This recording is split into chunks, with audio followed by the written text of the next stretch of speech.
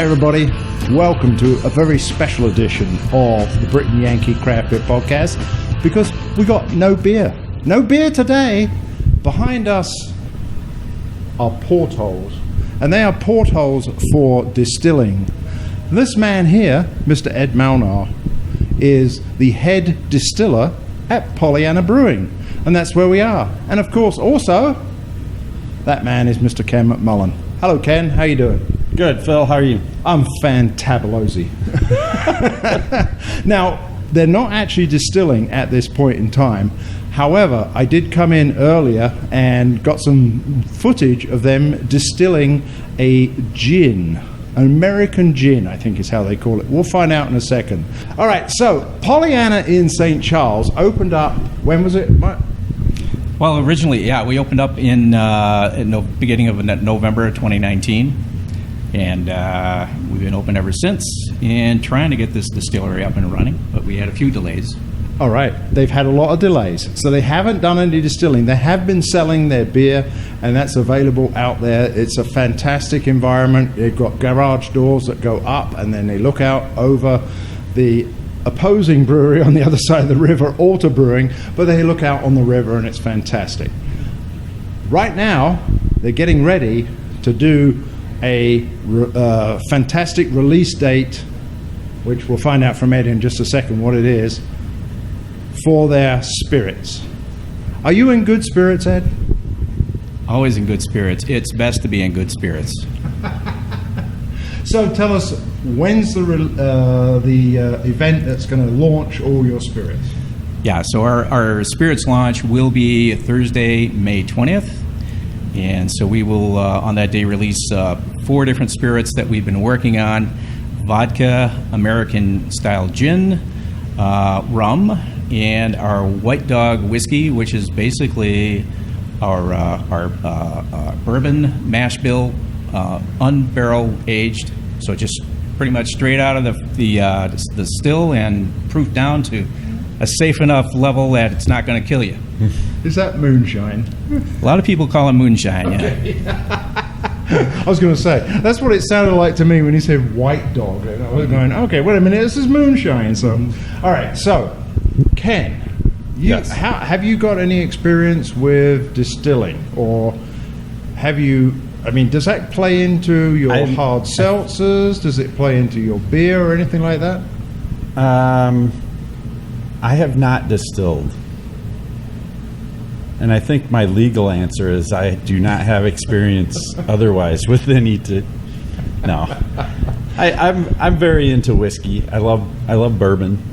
And my wife has been doing these tastings. Not for the last year, but before that she was doing these demos. And it was always spirits, and so I learned a ton of stuff about spirits in the 5 months she did that before COVID happened, and then they shut down the tastings in stores. But it's fascinating. I can't wait to learn more from Ed. Well, Ed, that means he's in the spotlight now. So Ed, tell us about how this process differs or is the same as brewing, because obviously that's what Pollyanna is well known for right now. And you've got, as you can see behind us, we have all this beautiful gleaming copper. You need to look, they've got some marks on Oh there. my It's God. terrible. It's got marks I have on copper there. He hasn't been tanks. polishing I his sympathize. copper. Come on, what's wrong with this? Somebody's going to have to clean it. Some people like the patina. There you go. Like at my brewery. So how does it start, and where do we go from step one there? So it is similar in some ways, but not for very long. Once you get started in it, you start diverging. You start going away from what beer is. So essentially, when you are producing a beer, you're using malted barley primarily, other grains as well, and you're mashing them in a mash tun. So you're doing the starch conversion to sugars. And when you're making beer, you're eventually separating the liquid out from that grain, and the liquid goes then to the kettle, and you continue to go on and boil that, cool it down, put it in a fermenter, ferment it out, and it becomes beer. when you are distilling, primarily, not in every case, but I'm talking about a grain-based distillation now, not a like a syrup-based sugar, like a molasses or something like that. Talking about a grain-based. You've got your mash bill. There's, particularly with bourbon and American whiskeys, there's a great deal of corn in those, which you're not going to see all that much, at least in craft beers. Well, maybe a little bit more nowadays than you used to. But a lot of corn, rye, malted barley, they all get crushed. They're placed in a mash tun where you do the conversion. The mash does the conversion, converting those starches to sugars. There is a period in there where you got to raise the temperature higher than you ever would for beer in order to do a cereal mash on all that corn in there, kind of basically gelatinize it, break it up, bring the temperatures back down, let the enzymes do their things in terms of converting all those starches to sugars. And then when that process is done, is you cool it all done in the mash tun, and that entire mash is then pumped to a fermenter. So grain and everything gets pumped to a fermenter. All that grain in that mash is completely fermented, and actually a different shape, in our case, a different shape fermenter. It's a cube rather than a cylinder with a cone on the bottom. This is a cube. Ferments there for maybe about 3 or 4 days. Typically, beer goes a lot longer than that, depending on the yeast that you use. At the end of those 3 or 4 days, it all gets pumped over to the kettle on the still, where it's heated up and distilled. So I was looking at this piece of equipment right here. If you could step back just a little bit there, Ken. Mind the wire, don't fall over. There we go. This piece of equipment right here is, I thought it was the mash tun, but it's not. That's the kettle. This is the kettle. So this entire assembly that we're standing in front of is the still. So this is, in particular, this is called the pot or the kettle. The terms are used interchangeably. And this is where all that fermented mash goes into the kettle, where it's heated. And the process of distillation, in essence, is based on the concept that alcohol has a lower boiling point than water. So we heat it to the point where we're driving off primarily just alcohol into vapors, and we're leaving most of the water behind. And then those alcohol vapors, or what's called a spirit at that point, goes through the rest of the equipment and goes through maybe some additional distillations, goes through this piece right here that's called a column that has plates. And I'm going through this very quickly and very fundamentally, but each one of those plates represents an additional distillation. So what that means is the spirit becomes purer and purer as it's distilled more and more times, eventually working its way out of the top of the column and over to that last vertical section, which is called a condenser. And that basically just condenses all the alcohol vapors back into a liquid, and it comes out that little apparatus on the end there that's called a parrot. So, and it's actually turned sideways so nobody gets impaled by it, but normally it's sticking right out the front. We catch everything in one of these cans that we have in front. Yeah, this one's got the white dog in it. Oh, that one actually has something in it. Uh-huh. Can we open it? So we actually have white dog in here, in one of these containers. This was distilled yesterday, so it's our bourbon mash, which is 75% corn, 15% rye, 10% malted barley. In this case, it's a Pilsner barley that we used. And so, like I say, it was... sorry, keep turning away. No, it's okay. We're good. It was mashed last week, Wednesday, in the mash tun. Sent over to that fermenter, fermented. Actually, it was done fermenting in 3 days. But just yesterday, Monday, we distilled it, and... You can take the top off. There we go. Look at that. It's kind of tight. It looks like water. It's nice and clear. But it smells a lot better than water. Wow. That's pretty interesting, I must admit. Let me get a whiff. Hang on. Oh my God! I think I'm drunk on the whoa, dude! I tell you. So I have to say that when I was here with you guys, Brian Pravola was here, the head brewer, obviously at Pollyanna. He was doing things, and you were doing gin. Yeah. And that gin went through an extra step, if I remember rightly, where you had things that were botanicals. That's right. Where is that on this equipment? Where is the, okay, so Yeah. in that case, what we are doing, I don't want to get into too many details here because it just kind of muddies up the story, really. But the bottom line is, for us to produce gin, we purchase totes of what's called grain neutral spirit. So it's a spirit. It's already been distilled by another distillery. We bring it in. It comes in at 190 proof. It comes in a big 270-gallon tote. We then transfer that into the kettle on the still.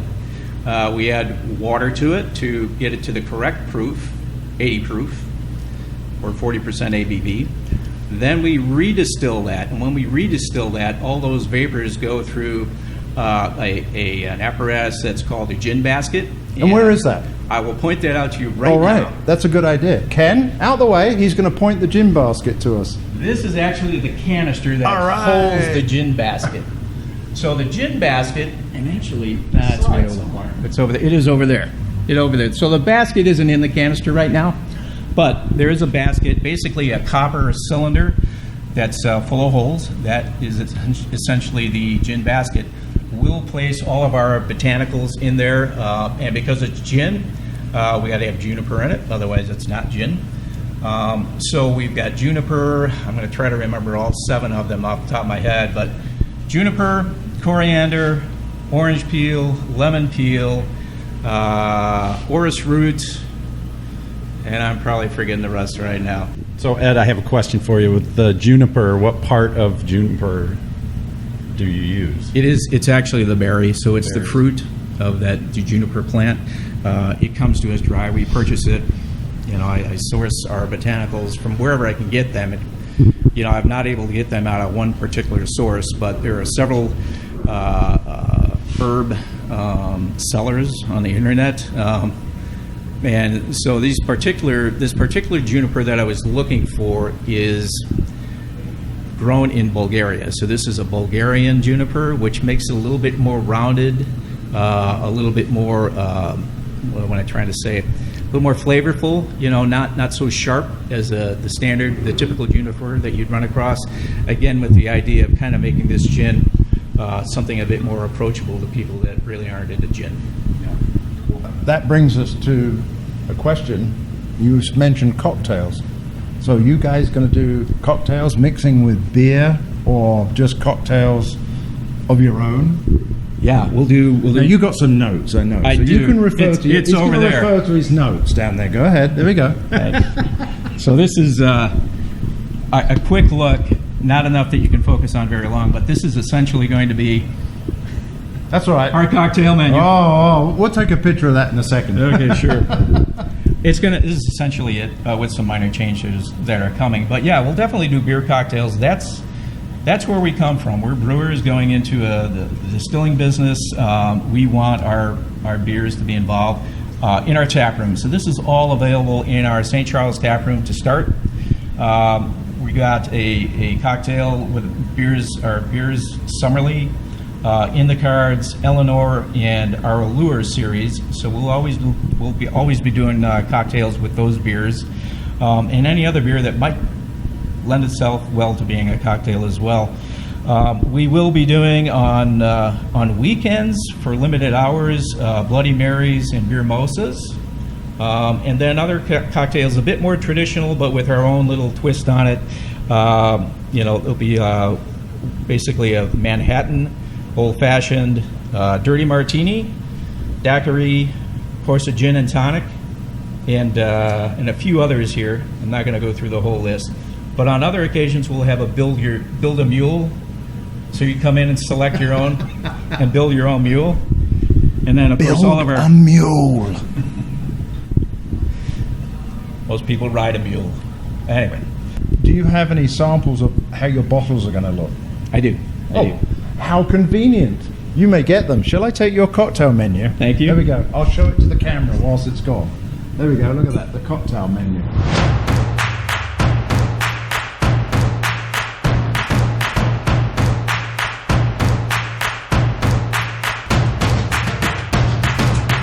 So while Ken is just outside taking care of business, I was asking about the two containers that are down here. One of them says head, and the other one said hearts. Yeah. What's that mean?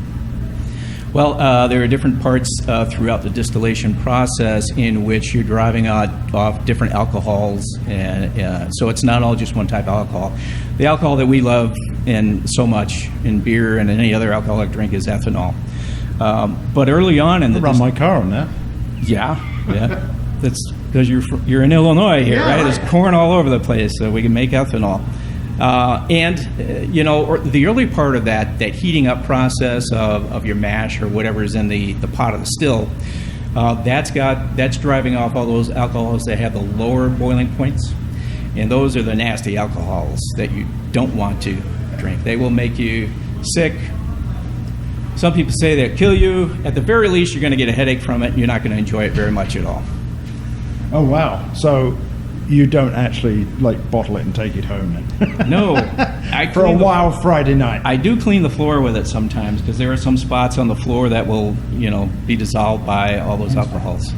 So You clean the spots on the floor? Oh, that's amazing. Okay. So we wanted to see what the bottles look like, and it seems like you have two sizes. in fact, I do have two sizes, Okay. and these are the bottles. Where am I going? Yeah, you can go over there. Right over here. Yeah, you can go real close. Okay, so There we go. Look, get real currently, close. Zoom in. currently is Ooh. There we go. Great. I love it. So currently, this is the only thing that we have in bottles. We've got other spirit here that's going to be bottled tomorrow. So today's Tuesday. Tomorrow is a fairly sizable bottling day for us. Tomorrow we'll bottle vodka and our White Dog.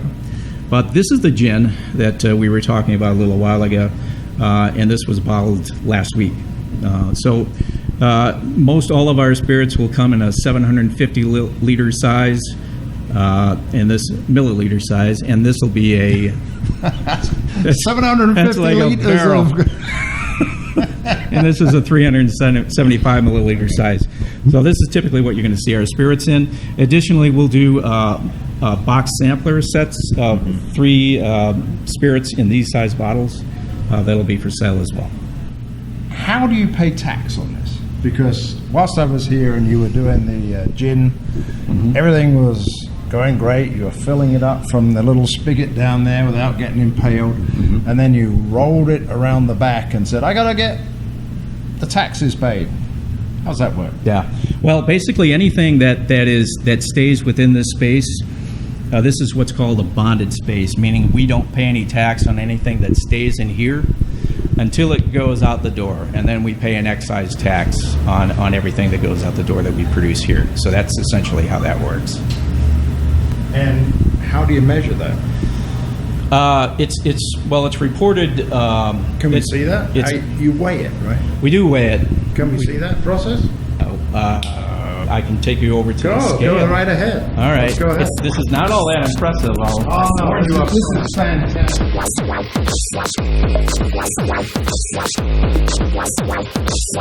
Here it is. And it's amazing because all it is basically, there we go. Look at that. It's basically a scale. Turn it Right? Turn it on. So can I stand on it? Probably not. Hey, wait a minute. I don't weigh as much as one of them bloody things. I wouldn't stand on it. Okay, all right. So basically you put the container on there, you weigh it, and it says how much tax you have to pay. Or does it just say... Well, it gives us the weight, and then we use that to calculate what we owe in terms of taxes. Oh, I see. Ultimately, Okay. There's several calculations that kind of fall in line. We have to proof it as well, meaning we're diluting it with water to get it within the correct proof that it goes into the bottle and so on. But this is part of the process. It's the first part. As we take one of those, and those are called fusti tanks or receiving tanks that we were looking at. tanks, I like it. They're made in Italy. Oh, it is a fusti tank. Yeah, it's very cool.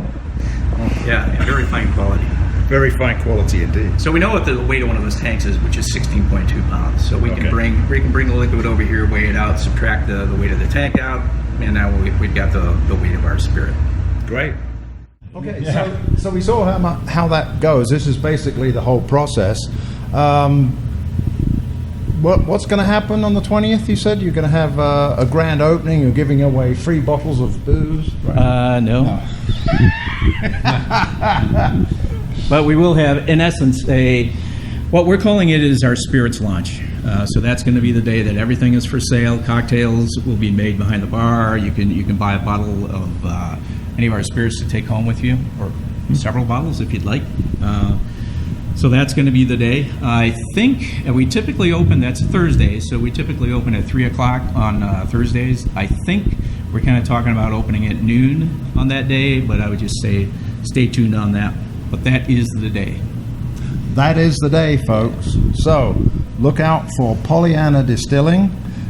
This is where it all happens, and I'm sure if you contact Ed, he'll be very happy to show you the whole process. No. God, I've landed him in it again. There we go.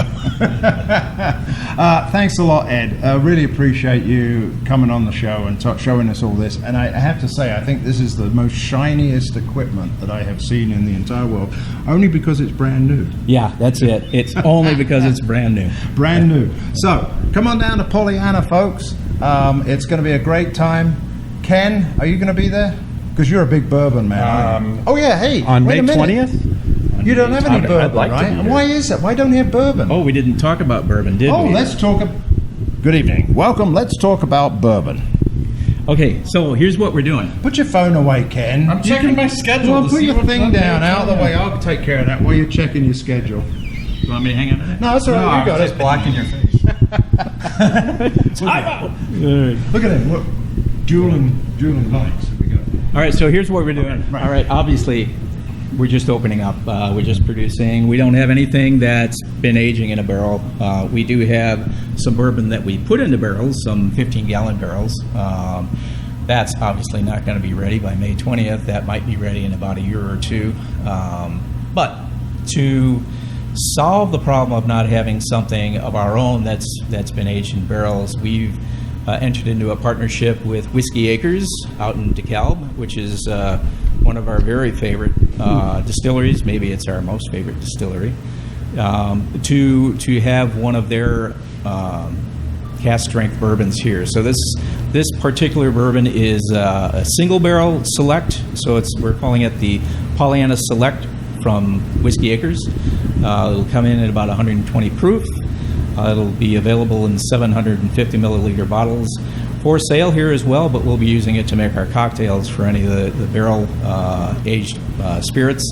In addition to that, we're going to be bringing in a Whiskey Acres rye that's more like around 80 proof, a little bit more palatable for some people, just to have a little bit more variety and to bring something in that's not going to be knocking you on your rear end.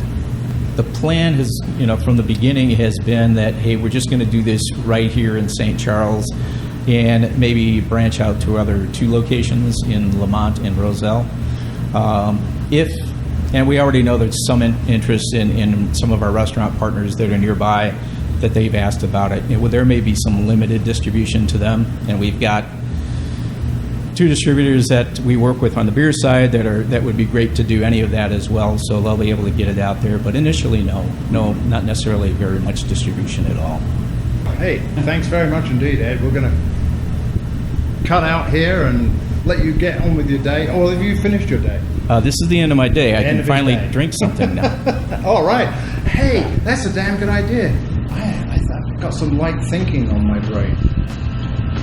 That's an excellent idea. Oh, okay. Thank you very much. Come out again to Pollyanna on May 20th, folks. And this is the distilling process, which is fantastic. You all set, Ken? All set. All right, guys. Thank you very much, Ed. Thanks, guys. Pump fist.